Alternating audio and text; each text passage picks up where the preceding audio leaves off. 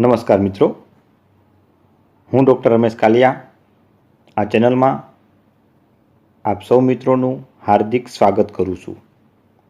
તમે જો અમારી આ ચેનલને સબસ્ક્રાઈબ ન કરી હોય તો સબસ્ક્રાઈબ કરો, લાઈક આપો, જેથી કરી અમારા આવનારા નવા દરેક વિડીયોનું નોટિફિકેશન મળતું રહે. આજે આપણે રશિયન ક્રાંતિના કારણો અને પરિણામોના અનુસંધાને ચર્ચા કરીશું. કારણ કે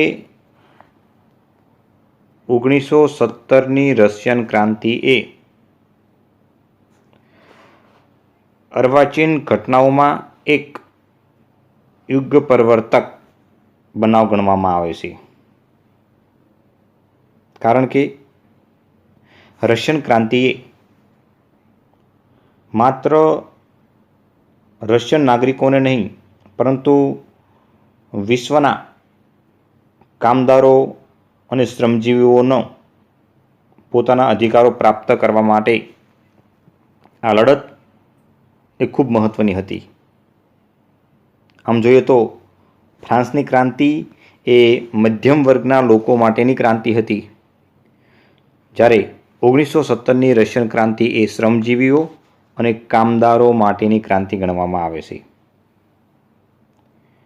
આ ઉપરાંત વિશ્વના દેશો માટે આ ક્રાંતિ એ દીવાદાંડી સમાન છે, પરંતુ લોકશાહી શાસન વ્યવસ્થા ધરાવનારા દેશો માટે આ ક્રાંતિ એ પડકારરૂપ હતી.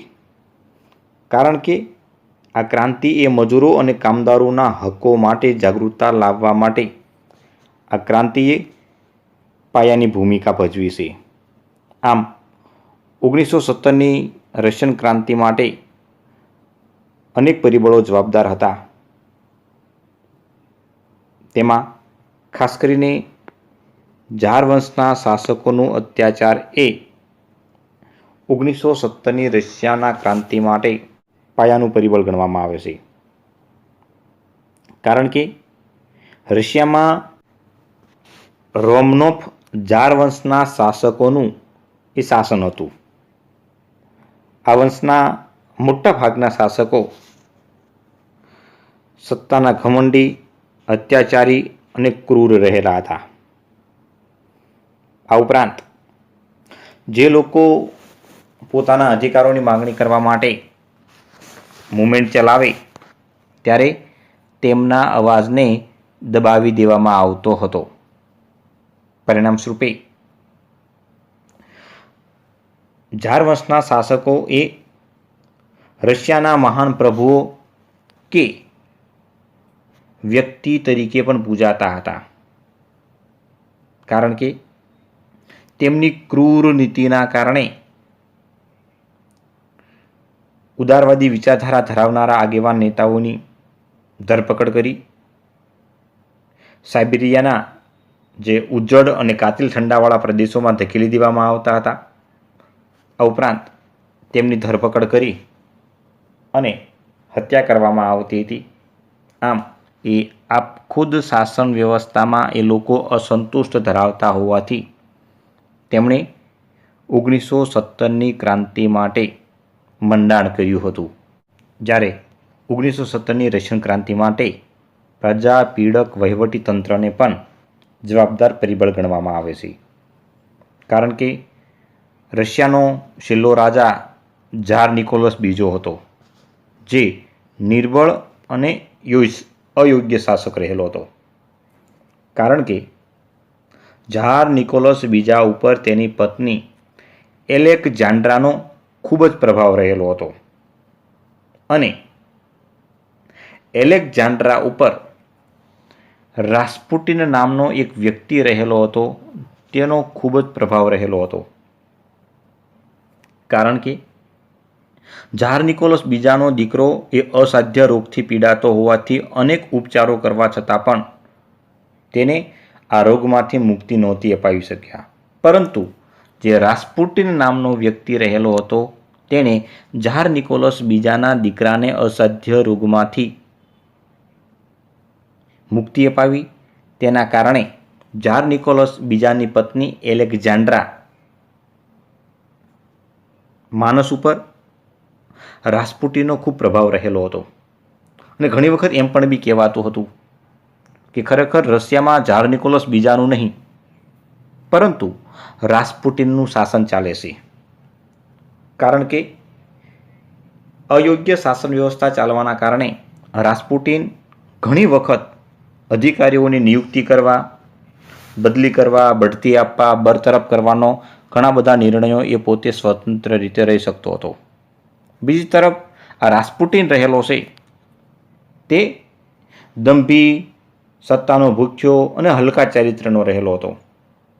અને તે વહીવટના અનુસંધાને ઘણા બધા અગત્યના નિર્ણયો પણ લઈ શકતો હતો.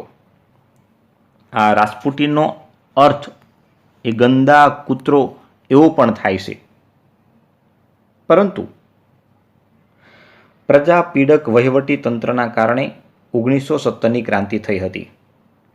ઘણી વખત કોમ્પિટિટિવ એક્ઝામમાં પ્રશ્ન પણ પૂછાયેલો છે કે નીચેનામાંથી કઈ ક્રાંતિ સાથે રાસ્પુટિન એ સંબંધ ધરાવે છે, તો તેનો જવાબ છે રશિયન ક્રાંતિ. એવી રીતે પણ પ્રશ્ન પૂછાયેલો છે કે રશિયાના ઝાર વંશનો છેલ્લો શાસક કોણ રહેલો હતો, તો તેનો જવાબ છે ઝાર નિકોલસ બીજો. એવી રીતે પણ પ્રશ્ન પૂછાઈ શકે કે ઝાર નિકોલસ બીજાની પત્નીનું નામ શું હતું, તો તેનો જવાબ છે એલેક્ઝાન્ડ્રા. ત્યારબાદ 1917ની રશિયન ક્રાંતિ માટે ભ્રષ્ટાચારી ન્યાયતંત્રને પણ જવાબદાર પરિબળ ગણવામાં આવે છે. કારણ કે ઝારશાહી શાસન વ્યવસ્થામાં સામાન્ય વર્ગની જે પ્રજા રહેલી હતી તેમની કોઈ પણ જાતની ફરિયાદ સાંભળવામાં નહોતી આવતી. આ ઉપરાંત નિમ્ન વર્ગમાંથી આવતા લોકોને યોગ્ય અને નિષ્પક્ષ ન્યાય આપવાનો પણ અભાવ રહેલો હતો. કારણ કે ઝાર નિકોલસ બીજાનું શાસનતંત્ર એ પ્રજાપીડક હોવાની સાથે સાથે તે ભ્રષ્ટાચારી પણ રહેલું હતું. અને તેમાંય તે ખાસ કરીને ક્રાંતિકારી વિચારધારા ધરાવનારા આગેવાન નેતાઓનો ધરપકડ કરી તેમનો દેશ નિકાલ કરવામાં આવતો હતો, જન્મટીપની સજા કરવામાં આવતી હતી અને ફાંસીની સજા કરવામાં આવતી હતી. આમ ઝાર નિકોલસ બીજાના સમયમાં સૌથી વધારે ન્યાયતંત્રના અનુસંધાને આમ જનતાને કોઈ પણ જાતના નિષ્પક્ષ અને યોગ્ય ન્યાય નહોતા મળતા. આ ઉપરાંત ઇતિહાસમાં એવી પણ નોંધ કરવામાં આવી છે કે ઝાર નિકોલસ બીજાના સમયમાં જે સ્ટોલિપિન વડાપ્રધાન તરીકે હતો અને તેના સમયમાં એટલી બધી ક્રૂરતા હતી કે તે સમયગાળા દરમિયાન સૈનિક ન્યાયાલયો એટલે કે લશ્કરી જે અદાલતો રહેલી હતી તે લશ્કરી અદાલતોએ 600 કરતાં પણ ક્રાંતિકારીઓને વધારે એ મૃત્યુદંડની સજા કરી અને ફાંસીના માંચડે ચડાવ્યા હતા. આમ ભ્રષ્ટાચારી ન્યાયતંત્રને પણ 1917ની રશિયન ક્રાંતિ માટે જવાબદાર પરિબળ ગણવામાં આવે છે. આ ઉપરાંત રશિયન ક્રાંતિ માટે સામાજિક અસમાનતા એ જવાબદારરૂપ પરિબળ ગણવામાં આવે છે.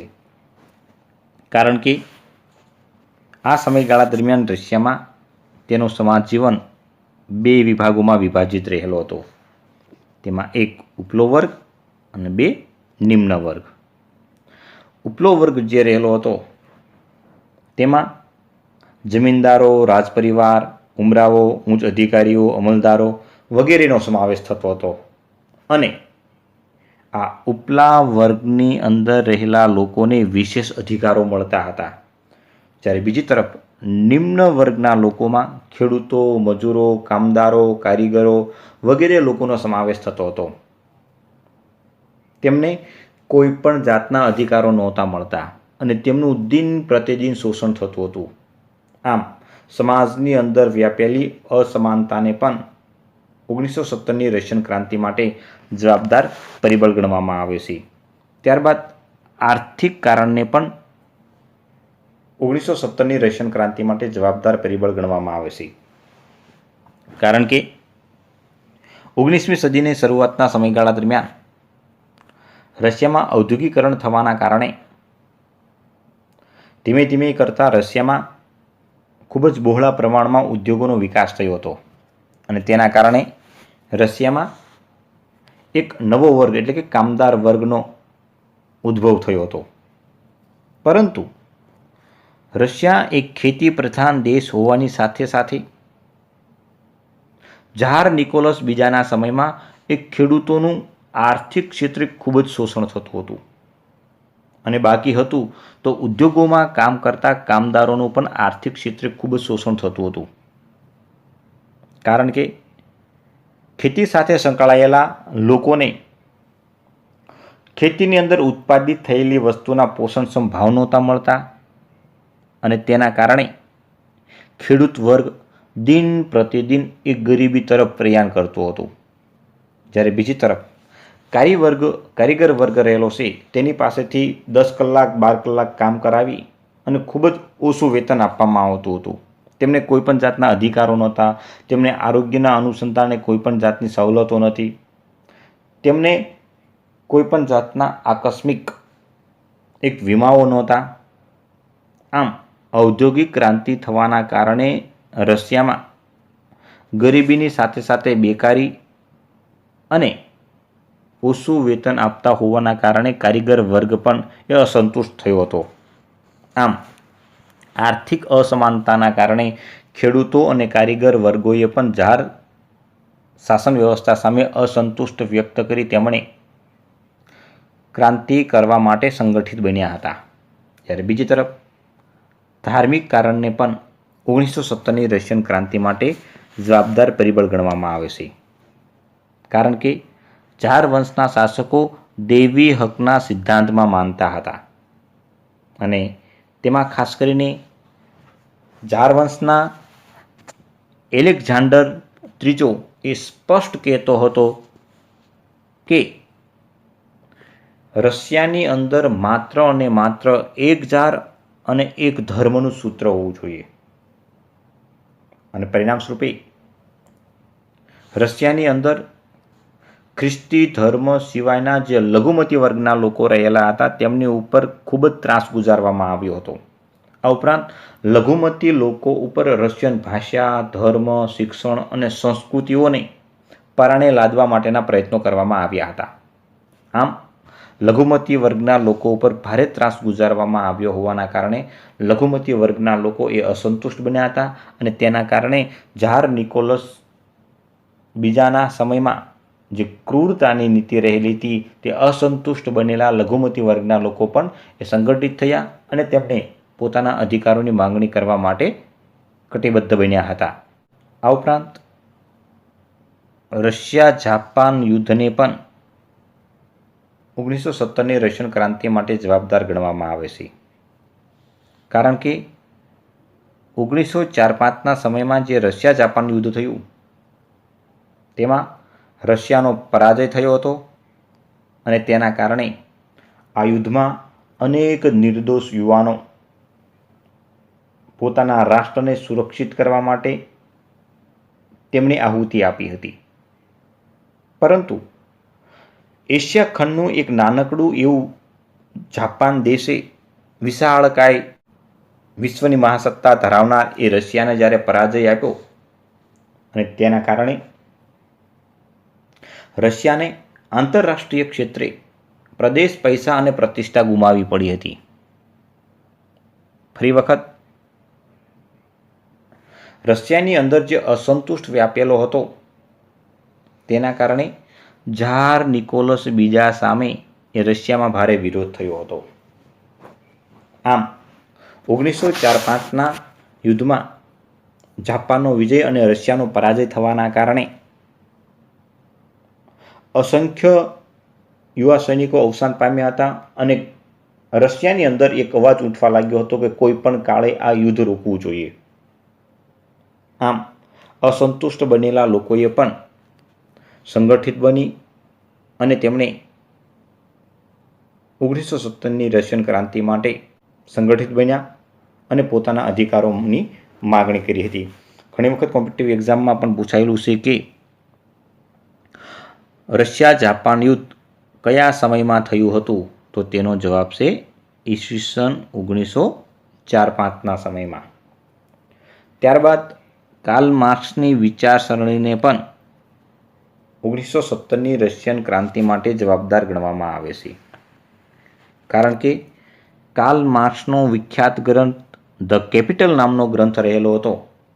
તેમાં ખેડૂતો અને કામદારોને જાગૃતતા લાવવા માટેનો આ ગ્રંથ ખૂબ મહત્વનો રહેલો હતો. કાર્લ માર્ક્સ દ્વારા લિખિત ધ કેપિટલ નામનું ગ્રંથ રહેલો છે. તેને રશિયન ભાષામાં ભાષાંતર થતાં ખેડૂતો અને કામદારોને પોતાના અધિકારોની માંગણી કરવા માટે સંગઠિત કર્યા હતા. પરિણામ સ્વરૂપે મજૂરોના સંગઠનો વધવા લાગ્યા, મૂડીવાદી અર્થવ્યવસ્થાનો નાશ થવા લાગ્યો. મજૂરો અને ખેડૂતોના પ્રશ્નો સોલ્વ કરવા માટે તે લોકો સંગઠિત બની અને પોતાના અધિકારોના પ્રશ્નોની માંગણી કરવા માટે તેમણે ક્રાંતિના મંડાણ કર્યા હતા.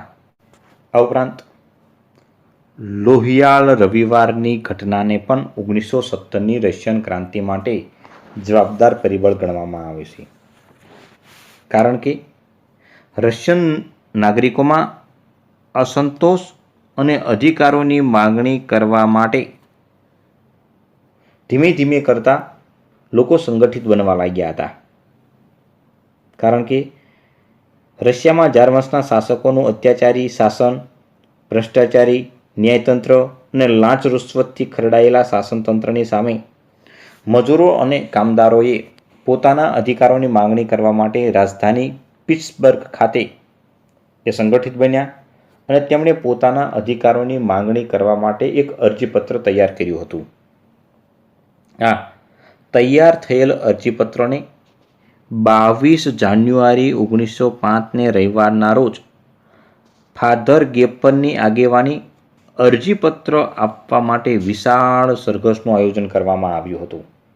અને આ વિશાળ સરઘસ જાર વંશનો જે રાજાશાહીનો જે વિન્ટર પેલેસ રહેલું હતું તે સામે કૂચ કરી અને આ સરઘસમાં જોડાયેલા હજારો લોકોની ઉપર કોઈ પણ જાતની ચેતવણી આપ્યા વગર સરઘસ ઉપર ગોળીબાર કરવામાં આવ્યો અને તેમાં હજારો લોકોના મૃત્યુ થયા હતા. આ હત્યાકાંડ થવાના કારણે મોટા ભાગના રશિયન નાગરિકો આ ક્રૂર હત્યાકાંડથી અસંતોષ થયા હતા અને તેમાં ખાસ કરીને ડૉક્ટરો, શિક્ષકો, વકીલો, એન્જિનિયરો વગેરે લોકોએ પણ કામદારો અને મજૂરોને સહકાર આપી અને બંધારણીય અધિકારોની માંગણી કરવા માટે તેમણે ક્રાંતિને વધારે મજબૂત બનાવવા માટેના પ્રયત્નો કર્યા હતા. આમ લોહિયાળ રવિવારની ઘટના એ માત્ર રશિયન ઇતિહાસમાં જ નહીં પરંતુ વિશ્વના ઇતિહાસની અંદર પણ આ હત્યાકાંડના પડઘા પડ્યા હતા. ઘણી વખત કોમ્પિટિટિવ એક્ઝામની અંદર પણ પ્રશ્ન પૂછાયેલો છે કે લોહિયાળ રવિવારની ઘટના નીચેનામાંથી કઈ ક્રાંતિ સાથે સંબંધ ધરાવે છે?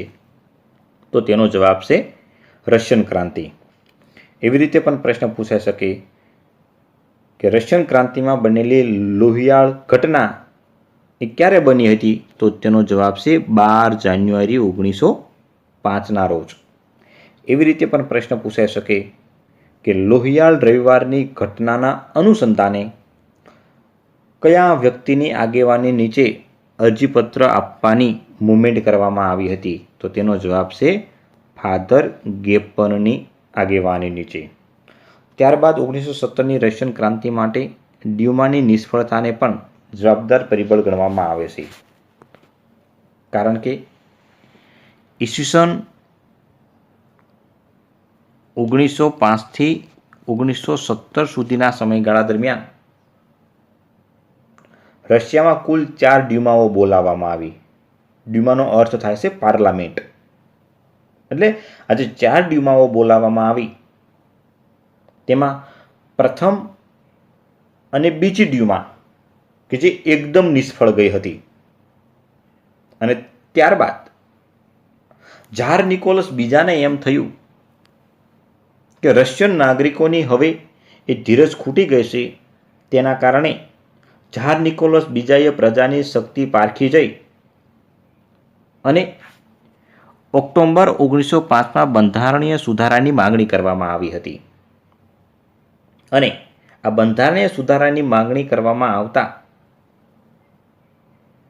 કામદાર, ખેડૂતો, મજૂરો વગેરે વર્ગના લોકોએ પોતાના અધિકારોની માંગણી કરવા માટે તેમણે મૂવમેન્ટ ચલાવી હતી અને અંતે ઝાર નિકોલસ બીજાએ 4 ડ્યુમાઓ બોલાવી.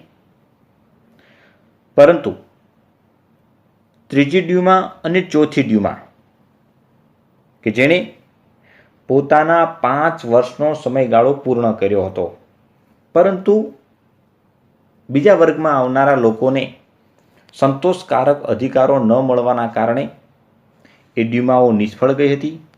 આમ નિષ્ફળ ગયેલી ડ્યુમાને પણ 1917ની રશિયન ક્રાંતિ માટે જવાબદાર પરિબળ ગણવામાં આવે છે. જ્યારે 1917ની રશિયન ક્રાંતિ માટે પ્રથમ વિશ્વયુદ્ધમાં રશિયાનો પરાજય એ મૂળભૂત પરિબળ તરીકે ગણવામાં આવે છે, કારણ કે 1914થી 1917 સુધી પ્રથમ વિશ્વયુદ્ધ ખેલાયું તેમાં રશિયાએ પણ ભાગ લીધો હતો. આ પ્રથમ વિશ્વયુદ્ધમાં રશિયન સૈનિકોએ દૂરના પ્રદેશોમાં જઈ અને પોતાના રાષ્ટ્ર માટે તેમણે યુદ્ધમાં ભાગ લીધો હતો. પરંતુ ઝાર નિકોલસ બીજાની માર્ગદર્શન નીચે જે લશ્કરને તૈયાર કરવામાં આવ્યું હતું તે લશ્કર અયોગ્ય અને તાલીમ વગરનું હતું. આ ઉપરાંત રશિયન સૈનિકોને પૂરતા પ્રમાણમાં અને યોગ્ય સમયમાં યુદ્ધના શસ્ત્રો ન મળવાના કારણે હજારોની સંખ્યામાં રશિયન સૈનિકો એ શહીદ થયા હતા. આ ઉપરાંત ઘણા બધા સૈનિકોને પૂરતા પ્રમાણમાં અનાજનો પુરવઠો ન મળવાના કારણે પણ ભૂખમરાના કારણે તેઓ અવસાન થયા હતા. આમ રશિયા જે મોરચે પ્રથમ વિશ્વયુદ્ધના સમયગાળા દરમિયાન જે યુદ્ધ લડી રહ્યું હતું એ દરેક મોરચે રશિયાનો પરાજય થઈ રહ્યો હતો અને તેના કારણે પૂરા રશિયામાં એક માંગ ઉઠી કે રશિયામાંથી ખસી જાઓ, કારણ કે પોતાના દેશનું યુવાધન આ પ્રથમ વિશ્વયુદ્ધમાં એ ગુમાવી રહ્યું હતું. આ ઉપરાંત રશિયામાં કામદાર એકતા જિંદાબાદના નારા પણ ગુંજવા લાગ્યા હતા. જ્યારે કોઈ પણ કાળે આ યુદ્ધ રોકાય તે માટેના આગેવાન લોકોનો પ્રયત્ન રહેલો હતો. આમ પ્રથમ વિશ્વયુદ્ધમાં રશિયાનો એ પરાજય થવાના કારણે તેને ફરી વખત પોતાની પ્રદેશ, પૈસા અને પ્રતિષ્ઠા ગુમાવી હોવાના કારણે રશિયામાં ઝાર નિકોલસ બીજાની સામે એ ક્રાંતિના વાદળો ઘેરાઈ રહ્યા હતા. અને આ જ સમયગાળા દરમિયાન આગેવાન નેતા તરીકે લેનિનની જે ભૂમિકા રહેલી હતી તેણે 1917ની રશિયન ક્રાંતિ માટે એ જવાબદાર પરિબળ ગણવામાં આવે છે, કારણ કે લેનિન એ કાર્લ માર્ક્સની વિચારધારાથી પ્રભાવિત થયેલો હતો અને તેણે પોતે કામદાર મુક્તિ સંઘર્ષ નામની જે સમિતિ રહેલી હતી તે સમિતિમાં તેને શરૂઆતના સમયમાં તેણે કામ કર્યું હતું. આ ઉપરાંત લેનિને પોતાના વિચારોને લોકો સમક્ષ મૂકવા માટે અને તેના વિચારોનો પ્રચાર પ્રસાર કરવા માટે ઇસ્કા નામનું વર્તમાનપત્ર તેણે શરૂ કર્યું હતું, જે તણખા તરીકે પણ ઓળખવામાં આવે છે. આ વર્તમાનપત્ર દ્વારા લેનિને રશિયન નાગરિકોને જાગૃત કરવા માટેના પ્રયત્નો કર્યા હતા. આ ઉપરાંત લેનિને રશિયામાં રોટી, જમીન અને શાંતિનું સૂત્ર આપી અને લોકોના માનસમાં ખૂબ જ લોકપ્રિયતા મેળવી હતી. આ ઉપરાંત લેનિને પોતાની આગેવાની સાથે સાથે ટ્રોટ્સ્કી, સ્ટાલિન જેવા આગેવાનોએ પણ આ ક્રાંતિ માટે મહત્ત્વની ભૂમિકા ભજવી હતી. પરિણામ સ્વરૂપે માર્ચ 1917માં એ ક્રાંતિની શરૂઆત થઈ અને ઇતિહાસમાં આ ક્રાંતિ વસંત ક્રાંતિ તરીકે પણ ઓળખવામાં આવે છે. આમ માર્ચ 1917માં શરૂ થયેલી ક્રાંતિને ઓક્ટોબર 1917માં તેને સફળતા મળી અને તેના કારણે રશિયામાં બોલ્શેવિક સરકારની સ્થાપના કરવામાં આવી હતી. આમ જોઈએ તો 1917ની રશિયન ક્રાંતિ માટે લેનિન, સ્ટાલિન, ટ્રોટસ્કી જેવા આગેવાનોએ પણ મહત્ત્વની ભૂમિકા ભજવી હતી. ઘણી વખત એ કોમ્પિટિટિવ એક્ઝામમાં એ પ્રશ્ન પૂછાયેલો છે કે રશિયન ક્રાંતિનો આગેવાન નેતા કોણ રહેલો હતો, તો તેનો જવાબ છે લેનિન. એવી રીતે પણ પ્રશ્ન પૂછાઈ શકે કે લેનિને રશિયન ક્રાંતિને સફળ બનાવવા માટે કયું વર્તમાનપત્ર શરૂ કર્યું હતું, તો તેનો જવાબ છે ઇસ્કા અથવા તણખો. એવી રીતે પણ પ્રશ્ન પૂછાયેલો છે કે રશિયન ક્રાંતિ માટે કયું સૂત્ર અસરકારક નીવડ્યું હતું, તો તેનો જવાબ છે રોટી, જમીન અને શાંતિ. એવી રીતે પણ પ્રશ્ન પૂછાઈ શકે કે રશિયન ક્રાંતિને અન્ય કયા ક્રાંતિના નામે ઓળખવામાં આવે છે, તો તેનો જવાબ છે વસંત ક્રાંતિ કે બોલ્શેવિક ક્રાંતિ તરીકે પણ ઓળખવામાં આવે છે. આ ઉપરાંત એવી રીતે પણ પ્રશ્ન પૂછાયેલો છે કે વિશ્વમાં સૌથી પહેલાં કયા દેશમાં સામ્યવાદ સરકારની સ્થાપના થઈ હતી, તો તેનો જવાબ છે રશિયામાં 1917માં. 1917ની બોલ્શેવિક ક્રાંતિ એ સફળ થયા બાદ રશિયામાં અને વિશ્વના અન્ય દેશોમાં આ ક્રાંતિની ઘણી બધી અસરો થયેલી જોવા મળે છે. એમાં ખાસ કરીને રશિયાની વાત કરીએ તો ઝારશાહીનો અંત આવ્યો અને સામ્યવાદ સરકારની સ્થાપના થઈ હતી. કારણ કે 1917ની રશિયન ક્રાંતિ થવાના કારણે 300 વર્ષ જૂની રશિયામાં જે ઝારશાહી શાસન વ્યવસ્થા હતી તેનો અંત આવ્યો અને તેની જગ્યાએ બોલ્શેવિક સરકાર અથવા સામ્યવાદ સરકારની સ્થાપના થઈ હતી. આમ સામ્યવાદ સરકારની સ્થાપના થવાના કારણે રશિયામાં કામદાર અને ખેડૂત વર્ગના લોકોના પ્રતિનિધિઓના હાથમાં સત્તા આવવાના કારણે તેમને ઉપયોગી થાય તેવા કાયદાઓ ઘડવામાં આવ્યા હતા. આ ઉપરાંત 1917માં સામ્યવાદ સરકારની સ્થાપના થવાના કારણે સામ્યવાદ રશિયાના પ્રથમ વડાપ્રધાન તરીકે કેરેન્સ્કીની નિયુક્તિ કરવામાં આવી હતી, જેણે રશિયાનું આધુનિકરણ કરવા માટેના પ્રયત્નો કર્યા હતા. ત્યારબાદ એ 1917ની રશિયન ક્રાંતિના પરિણામમાં શ્રમજીવીઓનું શાસન સ્થપાયું હતું. કારણ કે 1917ની રશિયન ક્રાંતિ એ આધુનિક વિશ્વ માટે એક યુગ પરિવર્તક ઘટના ગણવામાં આવે છે. કારણ કે રશિયામાં વિશ્વની પ્રથમ સામ્યવાદ સરકારની સ્થાપના થઈ હતી. સામ્યવાદ સરકારની સ્થાપના થવાના કારણે રશિયામાં શ્રમજીવીઓનું શાસન સ્થપાયું હતું અને તેના કારણે શ્રમ નહીં તો ભોજન નહીં અને કામ કરે તેનો જ મતાધિકારનો સિદ્ધાંત અમલમાં મૂકવામાં આવ્યો હતો, જેથી કરીને કામદારો અને મજૂરોનું જીવન એ દિન પ્રતિદિન સુધરવા લાગ્યું હતું. 1917ની રશિયન ક્રાંતિ સફળ થયા બાદ રશિયાનું ઝડપી આધુનિકરણ થવા લાગ્યું હતું. કારણ કે રશિયામાં મૂડીવાદી અર્થવ્યવસ્થાનો નાશ થવાના કારણે રશિયામાં રહેલા કારખાના, બેન્કો, ખેતરો, વાહન વ્યવહારના માર્ગો, રેલવે અને વીજળીના ઉત્પાદીકરણના જે મુખ્ય સાધનો રહેલા હતા તેનું રાષ્ટ્રીયકરણ કરવામાં આવ્યું હતું.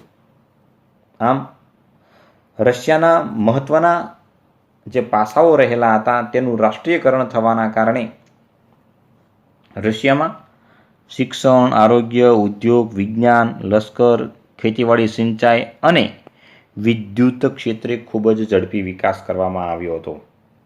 આ ઉપરાંત રશિયાનું ઝડપી આધુનિકરણ કરવા માટે રશિયામાં પંચવર્ષીય યોજનાઓ અમલમાં મૂકવામાં આવી હતી, જેથી કરીને ખેડૂતો અને કામદારોને ઉપયોગી થાય તે માટેની યોજનાઓ અમલમાં મૂકવામાં આવી હતી. આ ઉપરાંત 1917ની રશિયન ક્રાંતિ માટે રશિયન ક્રાંતિ થતાં સામાજિક ક્ષેત્રે પણ સુધારા થવા લાગ્યા હતા. કારણ કે સામ્યવાદ સરકારની સ્થાપના થવાના કારણે રશિયામાં રહેતા દરેક રશિયન નાગરિકોને સમાન અધિકારો આપવામાં આવ્યા હતા અને સમાન અધિકારો મળવાના કારણે ઊંચ નીચના ભેદભાવો આપોઆપ દૂર થવા લાગ્યા હતા. આ ઉપરાંત સામ્યવાદ સરકારની સ્થાપના થવાના કારણે રશિયાની સ્ત્રીઓને પણ મિલકતમાં અધિકાર આપવામાં આવ્યો હતો. આ સ્ત્રીઓને આપવામાં આવેલો મિલકતનો અધિકાર એ રશિયન ક્રાંતિને એ મુખ્ય દીવાદાંડી તરીકે ઓળખવામાં આવે છે. જ્યારે સામ્યવાદ સરકારની સ્થાપના થવાના કારણે ધર્મગુરુઓ, ઉમરાઓ અને શ્રીમંત વર્ગના લોકોને જે વિશેષ અધિકારો રહેલા હતા તે વિશેષ અધિકારો નાબૂદ કરવામાં આવ્યા અને દરેક રશિયન નાગરિકોને એ સમાન અધિકારો ક્ષેત્રે તેમને રક્ષણ આપવામાં આવતું હતું. 1917ની સામ્યવાદ સરકારની સ્થાપના થતાં દીર્ઘદ્રષ્ટિ ધરાવનાર રશિયાના પ્રથમ સામ્યવાદ સરકારના વડાપ્રધાન કેરેન્સ્કીની પ્રયત્નોથી રશિયામાં શિક્ષણ અને સાંસ્કૃતિક ક્ષેત્રે વિકાસ થવા લાગ્યો હતો. કારણ કે દેશભરમાં પ્રાથમિક શિક્ષણ મફત અને ફરજિયાત બનાવવામાં આવ્યું હતું. આ ઉપરાંત રશિયામાં શિક્ષણનું પ્રમાણ વધે તે માટે પ્રૌઢ શિક્ષણની પણ શરૂઆત કરવામાં આવી હતી. રશિયામાં શિક્ષણ ક્ષેત્રે પરિવર્તનો આવવાના કારણે રશિયાએ વૈજ્ઞાનિક ક્ષેત્રે, ટેકનિકલ ક્ષેત્રે અને ધંધાકીય શિક્ષણને પણ મહત્ત્વ આપ્યું હતું. આમ રશિયાનું શિક્ષણ ક્ષેત્રે આધુનિકરણ થવાના કારણે રશિયાના પુસ્તકાલયો અને સંગ્રહાલયોને ઉત્તેજન આપી પોતાના સાંસ્કૃતિક મૂલ્યોનું જતન કરી અને પોતાના સાંસ્કૃતિક વારસાનું તે પોતે ગૌરવ લઈ શકતા બન્યા હતા. ત્યારબાદ 1917ની રશિયન ક્રાંતિ એ વિશ્વના અન્ય દેશો પણ ઉપર તેની અસર થયેલી જોવા મળે છે. કારણ કે રશિયામાં સૌ પ્રથમ સામ્યવાદ સરકારની સ્થાપના થવાના કારણે રશિયાના ખેડૂતો અને કારીગર વર્ગનું જીવન ધોરણ ઊંચું આવવાના કારણે વિશ્વના દેશો પર સામ્યવાદ વિચારધારાનો ખૂબ જ પ્રભાવ રહેલો હતો. પરિણામ સ્વરૂપે 1917ની રશિયન ક્રાંતિ થયા બાદ યુગોસ્લાવિયા, પોલેન્ડ, હંગેરી, ચીન, ઉત્તર કોરિયા જેવા વિશ્વના અન્ય દેશોમાં પણ સામ્યવાદ સરકારોની સ્થાપના થવાના કારણે જે તે દેશના ખેડૂતો અને કામદારોના જીવનમાં પણ સુધારો થવા લાગ્યો હતો. આ ઉપરાંત ઘણા બધા દેશોની અંદર જ્યારે સામ્યવાદ સરકારની સ્થાપના થઈ તેના કારણે વિશ્વમાં બે જૂથોનો ઉદ્ભવ થયો હતો. તેમાં ખાસ કરીને સામ્યવાદ વિચારધારા અને મૂડીવાદ વિચારધારા રહેલી હતી. સામ્યવાદ વિચારધારા ધરાવનાર આગેવાન નેતા તરીકે રશિયા રહેલું હતું, જ્યારે મૂડીવાદી અર્થવ્યવસ્થાનો જૂથનો આગેવાન નેતા તરીકે એ અમેરિકા રહેલું હતું. અને આમ સમય જતાં વિશ્વના મોટાભાગના દેશો એ બે અલગ અલગ જૂથોમાં વિભાજિત થયા હતા. અને આમ અલગ અલગ વિચારસરણીમાં વિભાજિત થવાના કારણે માનવ પ્રવૃત્તિના મોટા ભાગના ક્ષેત્રોમાં ધીમે ધીમે કરતાં હરીફાઈ શરૂ થઈ હતી. અને આમ વિવિધ ક્ષેત્રોએ હરીફાઈ શરૂ થવાના કારણે સમય જતાં તે ઠંડા યુદ્ધમાં પરિણમી અને ઠંડા યુદ્ધના પરિણામે નાટો, સિયાટો અને વોર્સો કરારની સમજૂતી થવા લાગી હતી. આમ રશિયન ક્રાંતિએ પોતાની વિચારધારાને વિશ્વના અન્ય દેશોમાં જ્યારે અસર કરી અને તેના કારણે વિશ્વમાં બે વિચારધારાનો ઉદ્ભવ થવાના કારણે જગત બે વિભાગોમાં વિભાજિત થયું હતું. આમ વિશ્વમાં સૌથી પહેલી રશિયન ક્રાંતિએ માત્ર રશિયામાં જ નહીં પરંતુ વિશ્વના કામદારો, ખેડૂતો અને મજૂરોના અધિકારો આપવા માટે અને વિશ્વના મજૂરોને સંગઠિત કરવા માટે આ ક્રાંતિએ ખૂબ મહત્ત્વની ભૂમિકા ભજવી હતી. આભાર.